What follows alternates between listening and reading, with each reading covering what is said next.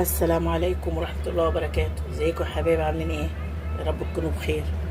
عندنا وصفة السردين، السمك اللي بيجي في الشتاء جميل. هو كان عندي وموجود، فهنعملها مع بعض. أكلة خفيفة ومش مكلفة. نص كيلو سردين بلدي وغسلناه وشطفناه ونضفناه زي الفل. معانا هنا بصلتين مقطعين، طماطمتين، فلفل حراق، فلفل بارد، هنا ليمون طرنشات، وهنا بقى توم وكمون وليمون وفلفل وكزبره. دي دقه معانا هنحشيها ونحطها في الصينيه اهي. الصينيه قدامكم اهي. هنعمله في صينيه سمك سردين في الصينيه، جميل برضو، حلو او خفيف.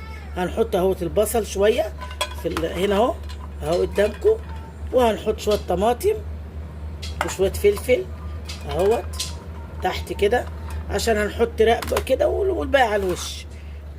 خلاص يا حبايبي، وهنحط ليمون برضو في الارض اهي، جميل عشان الزفاره، وهيديله طعم حلو قوي. ادي فرشه الصينيه، وهنحط بقى نحط السمك اهوت، هنحشيه كده اهو ونحطه كده في الصينيه. هرص الكميه وهاجيلكوا يا حبايبي. اهو السمك اهو، طعمه جميل وخفيف وزي الفل اهو. تبلناه وخلصناه كله. هحط بقى الحاجه قدامكم برضو اهي، البصل زي ما حطينا في قعر الصينيه اهي، في الارضيه تحت اهو.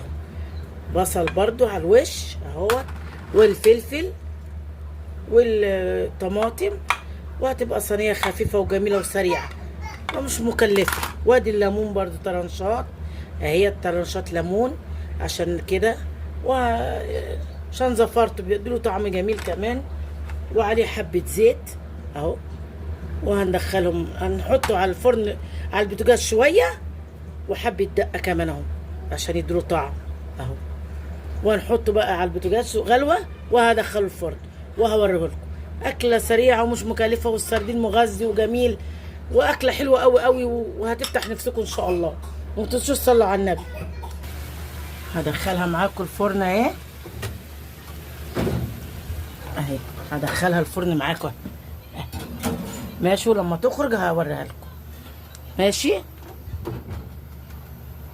صينيه السمك اهي جميله ازاي، شوفوا شكلها تحفه وخفيفه وجميله ومش مكلفه.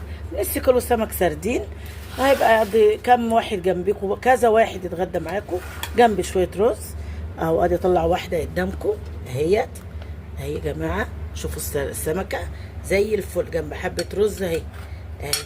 بصوا يا جماعه اهي زي الفل. شوف ابيض ولحمه جميل ازاي، طعمه حلو قوي قوي، وريحته جميله ومش مكلف وزي الفل. جنب حبه رز 10/10 اهو.